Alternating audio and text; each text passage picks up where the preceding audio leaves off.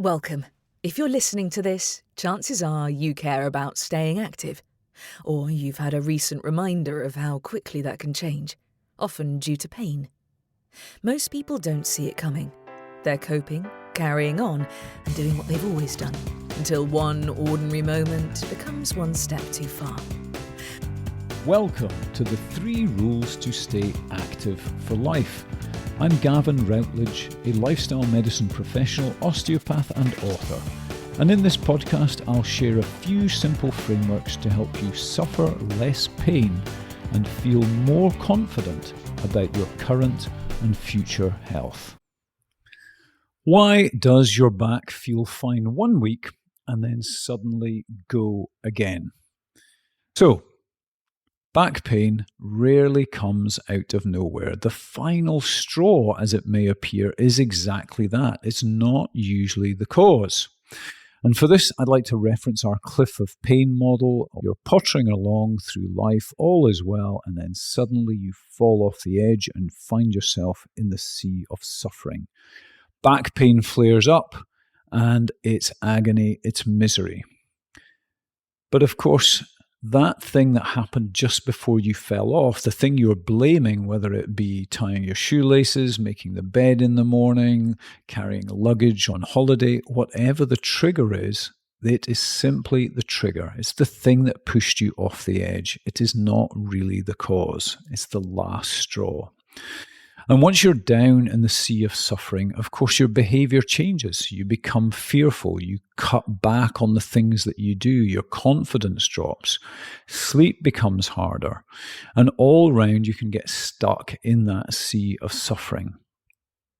Now, fortunately, most people get better. You recover from whatever flare-up you may have had. Your pain resolves over time, whether that be with help or without it, and you feel better. And at this point, coming back to our cliff of pain metaphor, I talk about you having regained the cliff top. You feel considerably better. But if you've been through this before, if this isn't your first rodeo, then you'll know that this can happen again. And for many people, they yo-yo up and down, in and out of the sea of suffering for months, sometimes years. So when you've regained the cliff top, yes, you may be pain-free, but you're anxious, concerned that the whole thing may happen again. Believe me, I have been there many, many times. A long time ago now, back in my 20s, but I had exactly the same problem. I kept yo-yoing in and out of the sea of suffering. And that is a very discomforting and disquieting reality. Because yes, for all intents and purposes, you may appear to be okay, but you know inside, in your head, that this could all go wrong again. And that's what living near the edge feels like. You know that your back simply does not have the capacity to do the things that you want it to do. And the truth is, this isn't just a physical problem. It's a psychological problem too, because when you've had recurring bouts of pain, you cut back on the things that actually would help to keep your back strong. You do less physical activity. And over time, you become deconditioned and you start to very much, if you like, put down roots on the edge of the cliff.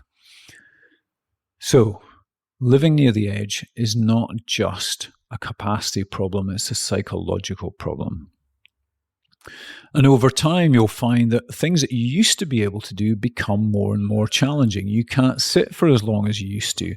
You can't exercise for as long as you used to. You can't garden. There's lots of things that become restricted over time. And as that happens, your stress levels start to escalate. And when you have stress, you don't sleep as well. You're inclined to gain weight around the middle. Yes, believe it or not, there is a connection between persistent stress and weight gain, particularly abdominal weight gain. That leads to further feelings of inadequacy and just depression over time. And that further reinforces the pain cycle. Now, how do we break that cycle? How do you not just regain the cliff top, but, and of course you know the answer, move right back from the edge. And the way we think about that at ActiveX is there are really 3 stages here. And the first stage is the easiest one, and that is relief. So gaining relief from your persistent pain is just stage 1. And what comes after stage 1, once you've regained the cliff top, is taking a significant step back from the edge. And that is about prevention. And moving back from the edge is different to regaining the cliff top. The behaviors are different. And having started on that journey back from the edge, of course, don't stop with the one step. After prevention, we move into optimization. Because in reality, nothing stays still in nature. Yeah? In nature, things are either growing or dying. They're either getting stronger or weaker. And the same applies to you. You're either getting closer to the edge or further back from it. And that's why we talk about relieve, prevent, and optimize. Keep moving back from the edge. And by so doing, you'll be building not only strength and health, but confidence. And that makes you psychologically much more comfortable. No longer anxious that you could fall off at the drop of a hat, could fall off that cliff, but actually by knowing that you are consistently taking small steps back from the edge, you build confidence over time. Because the real goal here is building a back and a body that you can trust to keep you safe in the long term and independent and able to do all the things that you want to be able to do. Now, if, like so many people, you recognize this cycle of falling off the cliff, regaining the cliff, and so on, and you're feeling stuck in that cycle, just reach out. So if you have recurring episodes of back pain or sciatica, that's what we specialize in. Reach out. We can definitely help. So I'd encourage you to seek that long-term solution, not just the short-term fix. Remember, as I said, the short-term fix, the relief stage, is the easy bit.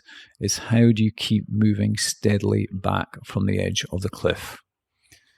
So no, you do not have to keep cycling between flare-ups and frustration. If today's episode sparked a shift in how you think about your body or your health, don't try to change everything at once. Choose one small action this week, something that nudges you towards staying active rather than avoiding discomfort. That's how confidence is rebuilt. You'll find further episodes exploring the 3 rules and the habits that matter most, not by doing more, but by doing things better.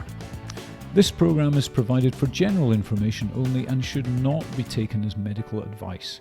If you have persistent or worsening symptoms, please seek appropriate medical guidance.